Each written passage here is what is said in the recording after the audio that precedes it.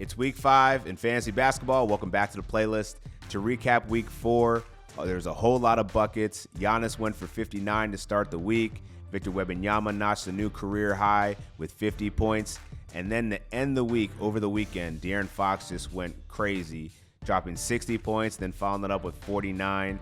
I mean, the last time we saw 109 points scored in a 2-game time span was Kobe Bryant, and then before that, it was Wilt Chamberlain. So anytime you're mentioned with Hall of Famers, it's definitely a good thing. No surprise, De'Aaron Fox was the top player in points leagues in week 4. Victor Wembanyama was the top guy in 9-cat leagues, but also got to give a shout out to James Harden, who is now second all-time in three-pointers made. Let's get to the pickups. Sticking with the Los Angeles Clippers, pick up Kris Dunn. The Clippers play 4 games in week 5, and Kris Dunn's been trending up. He's averaging over 11 points, 3.5 rebounds, and 5.5 assists over his last 4 games. He started the last 3 games for the Clippers, so he continues to gain more trust with Tyronn Lue. You got to pick him up in fantasy. Next player I'm picking up is Dosunmu. He's under 25% rostered, and the Chicago Bulls have been going more towards Dosunmu late game than Josh Giddey because Giddey's defense just isn't right where it needs to be.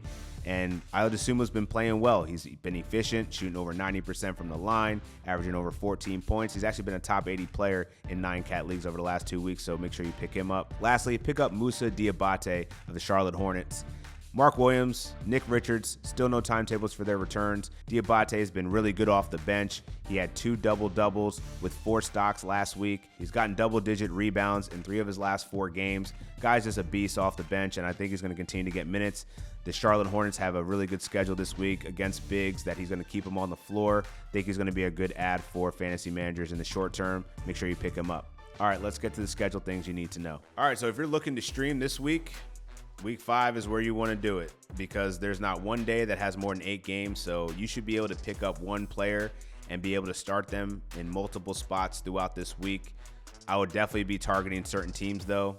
There are only a handful of teams that play 4 games this week, so you'll want to target teams like the Sixers, the Bucks, the Bulls, the Clippers, the Magic, the Pacers, the Rockets, and the Warriors. But teams that I would be avoiding, I would not be looking to roster the Thunder or the Suns players after Wednesday, mainly because they're done. They don't have any other games. They only play 2 games this week, along with the Miami Heat, who play on Monday and Sunday. So the Heat, if you can run those players on Monday, but then after that, you can feel free to drop them because you're not going to be able to play them for, a matter of games in between there. So not really going to be much use for you in week 5. So those are the things you need to know at a high level. Make sure you check out the playlist because I go into detail about which days to cover which players and which days, might be more beneficial to stream. Let's talk about how Jalen Williams has 4 position eligibility. So normally, last year I remember seeing multiple players that had 3 position eligibility. There's still a few that have it right now, but having 4 position eligibility is literally a cheat code. That's like in fantasy football, having Marcus Colston play tight end or Taysom Hill still getting quarterback or tight end eligibility.